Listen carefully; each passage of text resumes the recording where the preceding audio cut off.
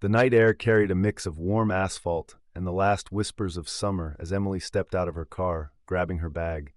But just as she was about to close the door, she noticed movement inside. Three pairs of glowing eyes stared back at her, wide and curious. Three small kittens had taken refuge on the passenger seat. Their fur appeared tangled and unkempt, and they looked fragile, trembling slightly. Emily felt a lump in her throat. How did they end up there? Where was their mother? Taking a deep breath, she reached for her phone, her fingers trembling as she called Jack. "Jack, I could use your help. They just won't leave." Deep down, she sensed it was more than just their reluctance to move. Something was holding them there. When I received Emily's call, I could hear the uncertainty in her voice, a mix of worry and confusion. After all, it's not every day that three stray kittens decide to latch onto your car. I grabbed my keys and headed over, my mind buzzing with questions. Had their mother left them? Were they unwell? Or was there something more going on that we hadn't thought of? By the time I arrived at Emily's apartment, she was crouched beside the open car door, her gaze fixed on the kittens as if they held a puzzle piece she couldn't find.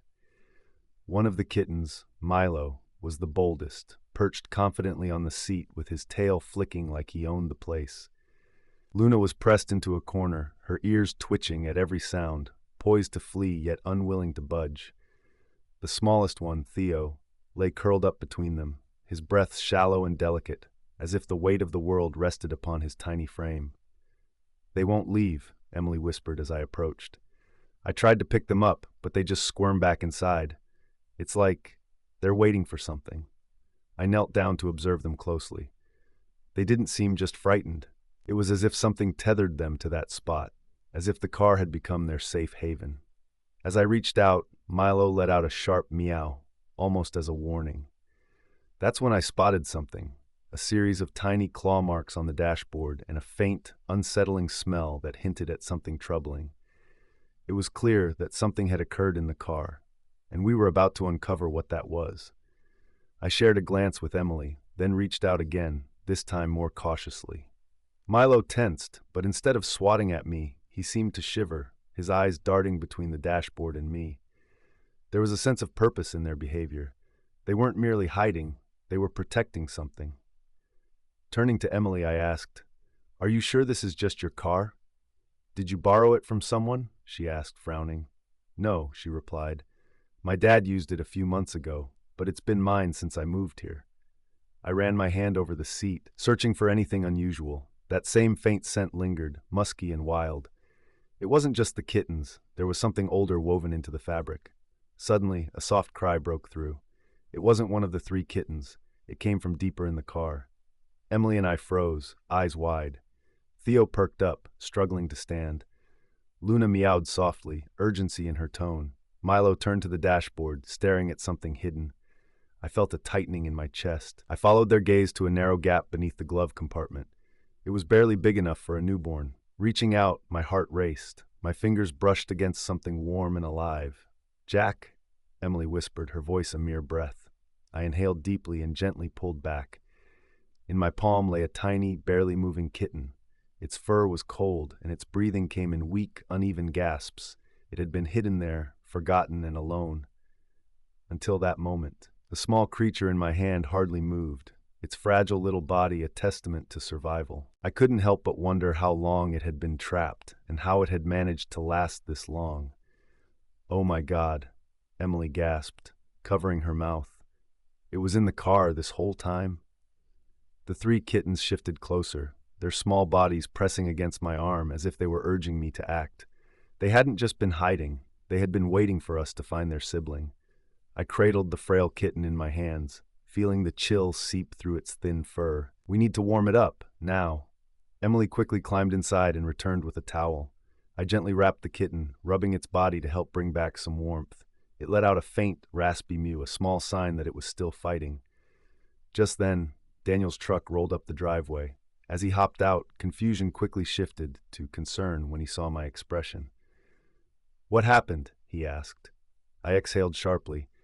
"We found this one trapped under the dashboard. It's barely breathing." His gaze darted to the kittens still in the car. Shaking his head, he said, "That means the mother was in here too. If she was scared enough to hide them inside a car, something must have frightened her away. His words sent a chill through me, leaving a heavy weight in the air. If a mother cat left her kittens behind, what could have driven her away? Emily knelt beside me, her fingers hovering over the small kitten wrapped in a towel. "Is it going to make it?" she asked softly, barely above a whisper. I wasn't sure.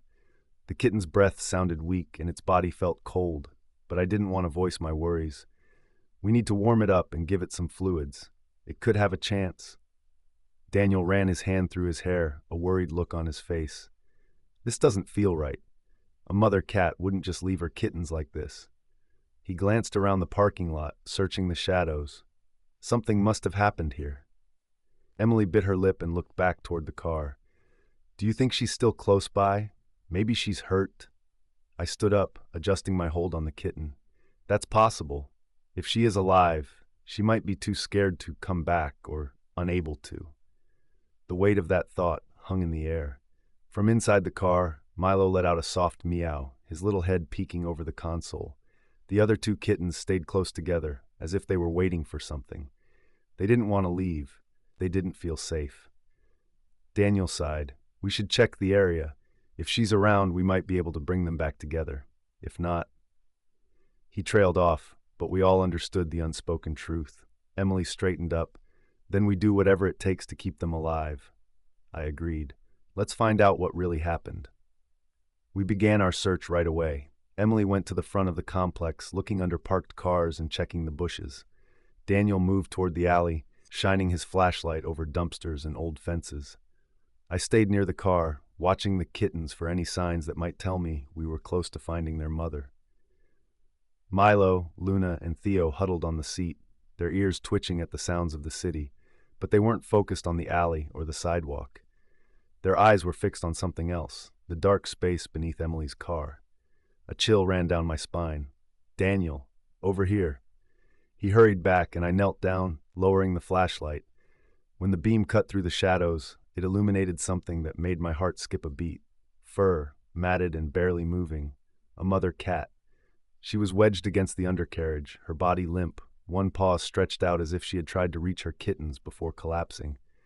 "Damn it," Daniel muttered. "She's alive, but just barely." Emily gasped softly as she knelt beside me. "She must have hidden them in the car and got hurt before she could come back," she said, concern in her voice. I reached out with caution, feeling my heart race. If the mother cat was seriously injured, we were running out of time. The kittens let out worried mews, sensing their mother nearby. We had to act quickly. As I moved a little closer, my hands steady despite my racing heart, I saw the mother cat barely react. Her shallow breaths were the only indication that she was alive. Her fur was matted with dirt, and when I touched her, my fingers brushed against something sticky. It was blood. Emily's voice trembled. "She's hurt badly. What do we do?" Daniel took a sharp breath. "If we move her the wrong way, we could make it worse. But leaving her here..." His voice trailed off. We all knew she wouldn't survive if we did nothing. Milo, Luna, and Theo pressed against the car door, mewing desperately. They had been waiting for their mother, and I couldn't let this be the end for them. I swallowed hard. "We don't have a choice. We need to get her out." Emily hesitated for a moment, then nodded. "I'll get a blanket. We can wrap her up." Daniel ran a hand over his face. "And then what? Are we really going to keep her? What if she doesn't make it?" I glanced at the frail body beneath the car and at the eager kittens still waiting. There weren't any easy answers, but I knew one thing for certain. We will do everything we can. Taking a slow breath, I reached under the car.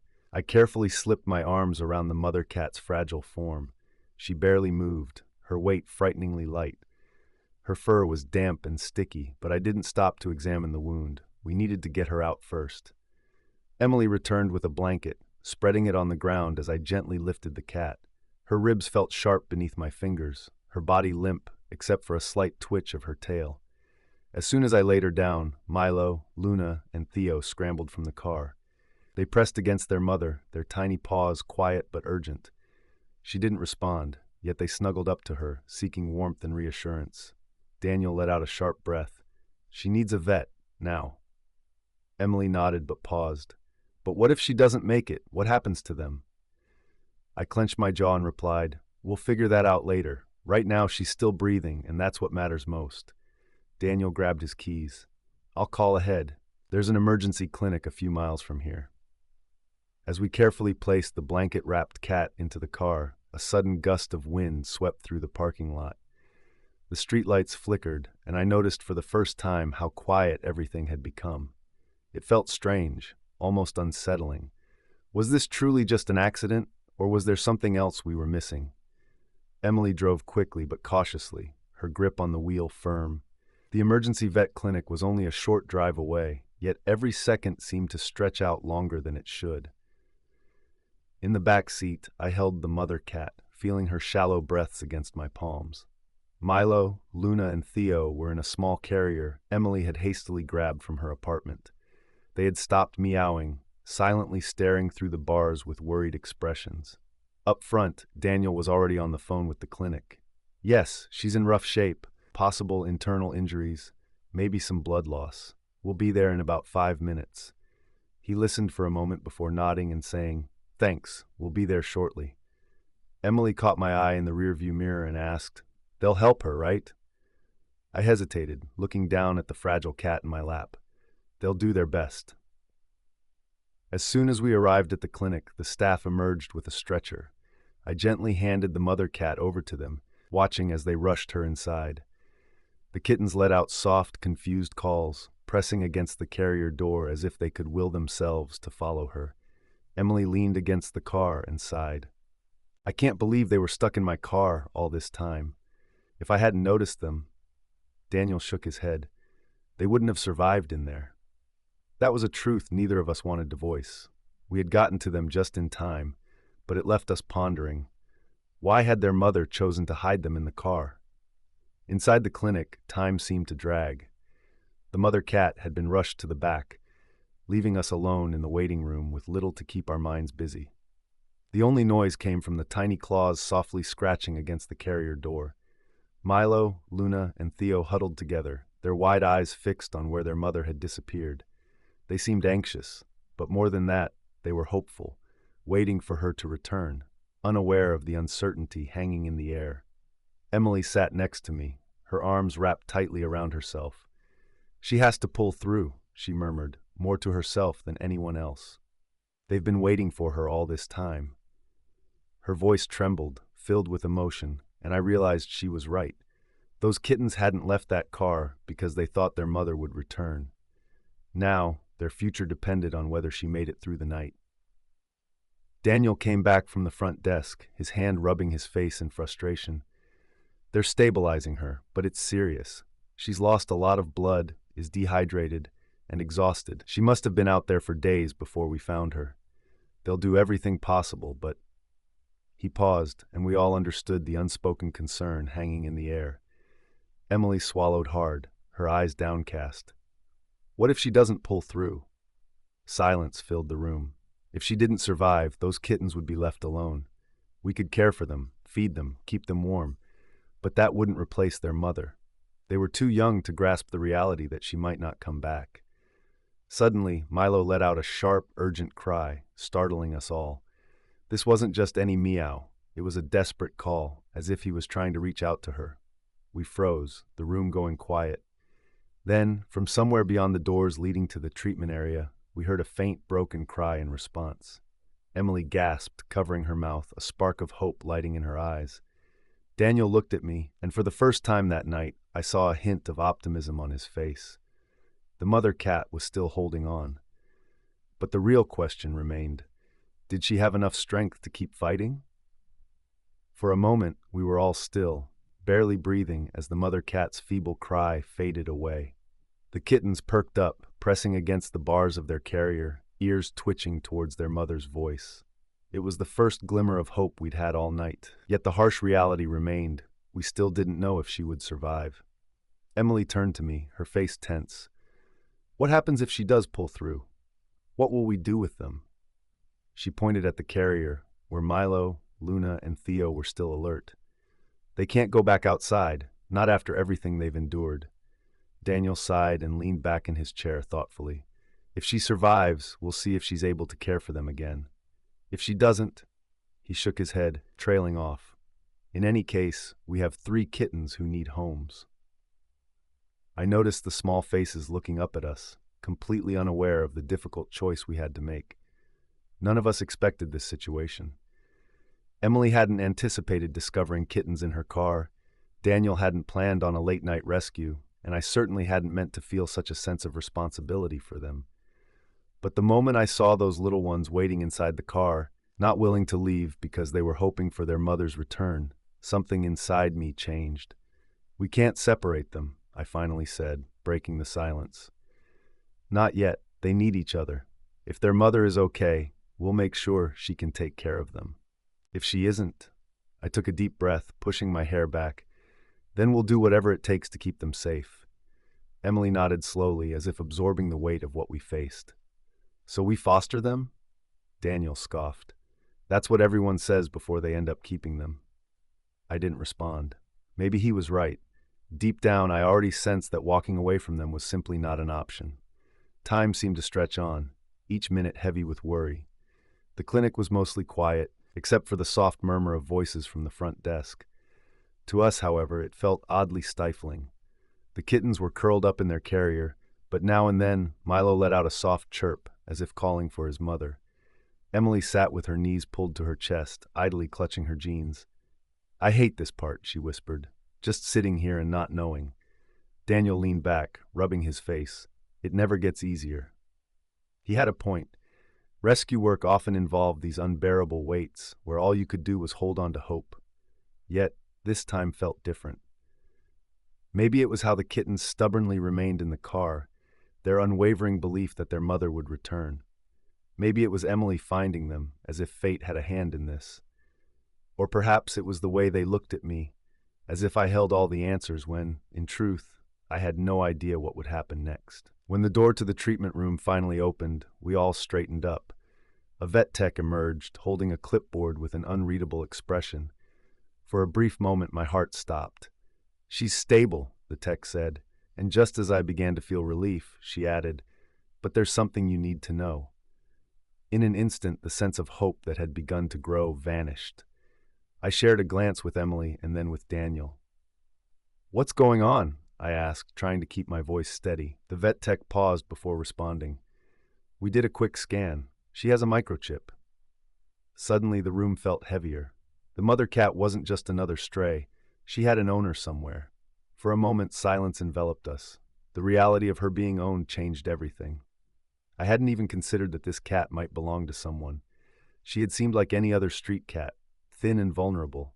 But now, our focus shifted from merely aiding a struggling mother and her kittens to the questions of ownership and the possible implications for her family.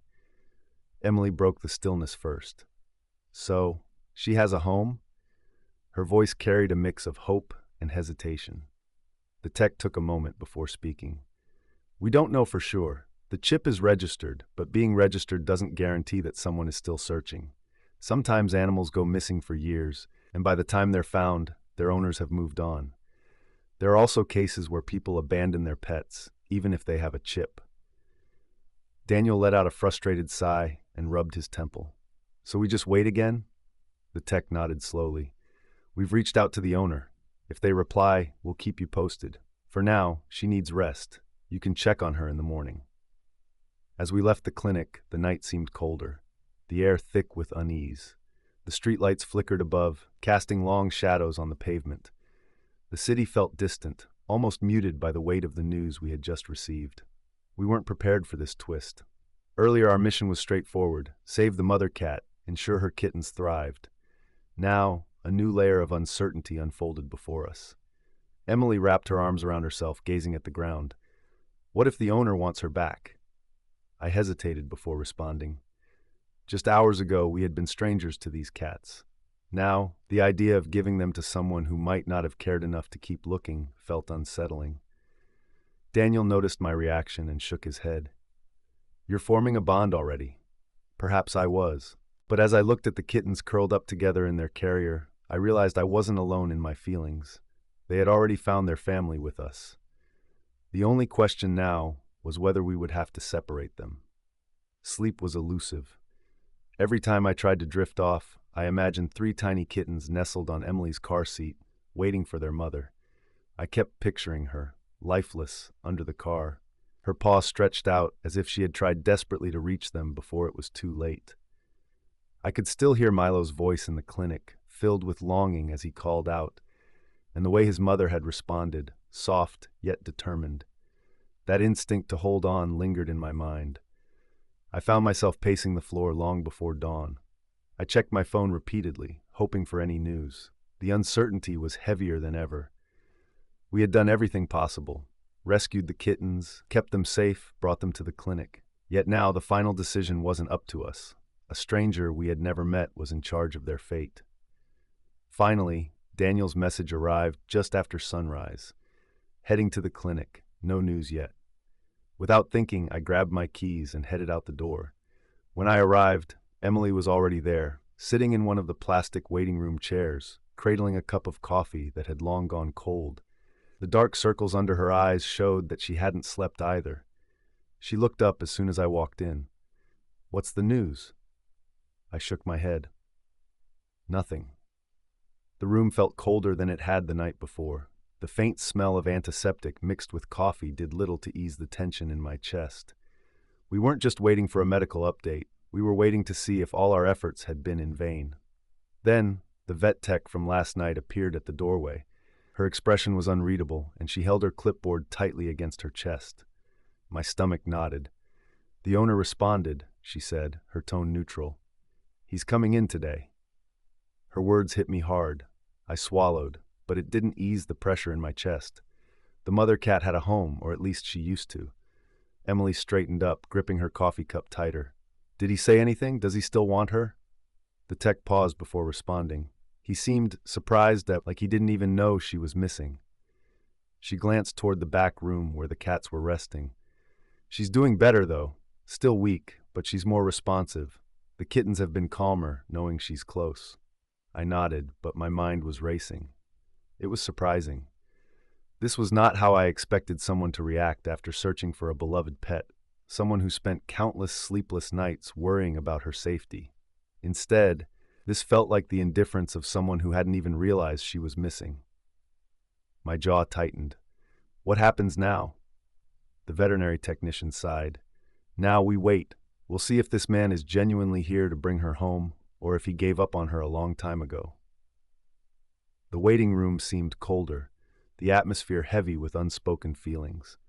I sat stiffly in my chair, my fingers tightly clasped together, trying to push aside the growing tension in my chest. Emily hadn't taken a sip from her coffee since the tech left. She merely stared at her cup as if it contained the answers we were desperately seeking. Daniel stood by the window, arms crossed, his gaze fixed outside, waiting. It felt like an eternity before the glass door finally swung open. An older man stepped inside, probably in his late 40s, standing stiffly and wearing a neutral expression. His button-down shirt was neatly tucked, giving the impression he had just come from work. He scanned the waiting room briefly until his eyes settled on the receptionist, then approached her without hesitation. I watched him closely, hoping to catch some sign of concern or regret for the cat he supposedly lost. But his voice was flat and emotionless. "I got a call about a cat. Says she was found?" Emily shot me a glance, her lips pressed tightly together. I kept my focus on the man. My intuition was already signaling that something didn't feel right. The receptionist nodded, gesturing toward the back.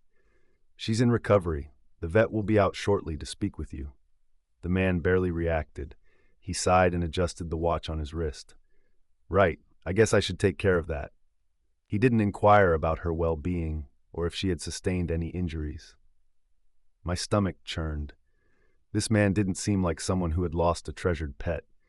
He appeared more like a person crossing off a task from his to-do list. Daniel seemed to sense the same thing. He shifted, his arms tightening across his chest. Emily's fingers curled into the fabric of her sweater. Although no one spoke, the tension in the air was so thick that it felt suffocating. A few moments later, the vet emerged, holding a folder. She spoke softly to the man, sharing details about the cat's situation, how thin she was, how she had been found hurt, how her kittens were anxiously waiting for her. He listened, but seemed distant, as if none of it truly registered with him. Then came the moment I had been dreading. The vet crossed her arms and looked directly at him. "Do you want to take her home?" A heavy silence filled the room. The man let out a breath, scratched his jaw, and shrugged before saying something that sent a chill through me. "Well, I haven't seen her in months. Figured she ran off. She's probably better off where she is." Emily gasped softly beside me, while Daniel scoffed quietly. My fingers dug into my palms, tension rising. Was that it? Was that all she meant to him? The vet nodded once, her expression calm but serious. "Then we'll make arrangements for her and her kittens." The man didn't argue or even ask to see her. He mumbled something about needing to get back to work and walked out the door. As soon as it closed behind him, Emily let out a shaky breath. Daniel shook his head, muttering, "Unbelievable." I felt a mix of emotions swirl in my chest. Relief, perhaps, or anger. Maybe it was both. Looking at the door he had just exited, I realized he might have walked away, but she had already found a true home, and we were determined to keep her. The moment the door shut, the weight of everything settled heavily on us. Emily released a long sigh, rubbing her face as if trying to erase the last few tense minutes. Daniel remained still, arms crossed, staring at the spot where the man had stood, disbelief etched on his face. At first, I felt nothing clear. No rush of victory, just a quiet, sinking feeling, as if the world had affirmed something I already sensed. The mother cat hadn't gone missing. She had been left behind. That thought struck me harder than I expected. She had fought tirelessly to keep her kittens alive, doing everything she could even when she was struggling. Yet, the one person who was supposed to care, the one who should have been looking for her, had already moved on. It made my stomach turn. But amid that anger, another feeling became clear. "She's not going anywhere," I finally said, breaking the silence. Emily looked up, her brows furrowing in confusion. "What do you mean?" I pointed toward the hallway, where the mother cat was resting in the recovery room. "She's staying with us, all of them." Daniel let out a small laugh, shaking his head. I saw that coming. Emily's expression shifted as she searched for reassurance in my eyes. "Are you certain? That seems like quite a bit."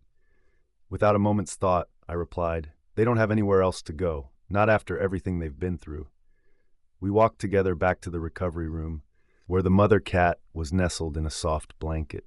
Though she appeared weak, her breathing was steady. When she heard us, her eyes fluttered open, and instantly the kittens stirred in their carrier, their tiny heads rising to greet her. I opened the door gently and placed the carrier on the floor. As soon as I unlatched it, Milo jumped out first, racing towards his mother with a tiny, eager chirp. Luna and Theo followed closely, pressing against her side as if they were afraid she might vanish again. But this time, she was safe. This time, she wasn't going anywhere. Emily chuckled softly, tears glistening in her eyes. They waited for her, and she waited for them. Daniel let out a sigh, running his hand through his hair. "Looks like we're going to be fostering, huh?" I looked down at the small family, curled up together and finally safe. Maybe fostering was indeed the right choice. But a strange feeling washed over me, as if they had chosen us just as much as we had chosen them. And I was okay with that. Rescue isn't solely about saving lives. It's about offering love and security to animals who truly need it, especially when they've been let down by the world. If you've ever thought about fostering or adopting, remember that there are many animals waiting for someone to give them a chance. You could be that person for them. If this story touched you, consider sharing it. Help raise awareness about abandoned animals and the importance of second chances. If you want to hear more rescue stories, don't forget to subscribe, because every saved life is a story worth sharing.